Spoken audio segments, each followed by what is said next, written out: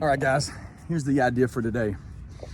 We are not special, but we still get shit done.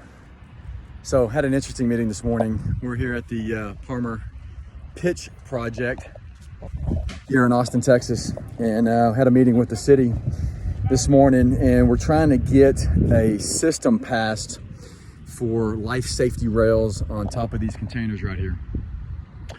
And the issue is the per code, the system that is required just doesn't work that well for this particular application. So we found an alternative means of safety that requires us to work with the city and get, not a variance, but a different interpretation of the code. And so we had a meeting this morning, and as we've said in the past, you're not going to get anything if you don't ask for it. So we've been pretty adamant about asking for this special kind of interpretation of the code so that we can get this alternative method installed that's going to speed up the process and save our client a ton of money and headache.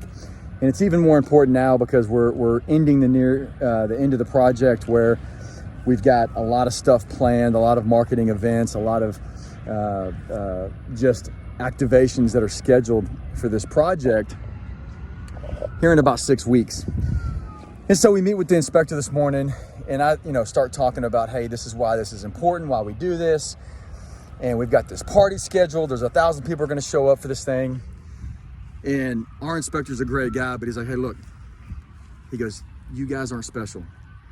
He goes, I've had 2 other meetings before this where that contractor, that ownership group is dealing with the same thing, right? They've got a lot of things that are kind of contingent upon finishing their projects. There's a lot of money involved. There's a lot of investment, right? You guys aren't special. And he's right. We're not special, right? We're one of however many contractors in the city of Austin that are trying to get their project done with special considerations, special circumstances, right? But here's the deal. We got him on board because, even though we pushed to really explain the why of the project, right? This is why it's important. This is why it's important to us. This is why it's important to our contractors.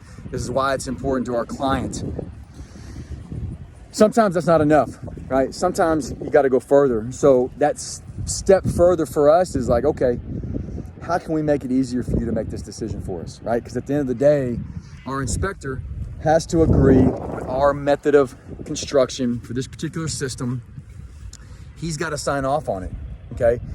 And even though we're not special, because there's a million other people out here that are asking for special conditions and favors, what we can do next is make his job easier. So then the conversation shifted into how can we provide the information, the drawings, have the right conversations to make this an easy decision for you, right?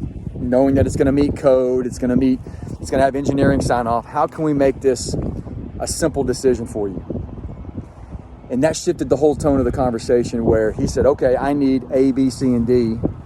If you get that to me, then I'm pretty sure we can sign off on this for you. So, at the end of the day, we ask for a lot of things. We push really hard on all of our project partners, on the city, what have you, because, we think we're pretty special. And I feel like we're really, really fucking good at what we do.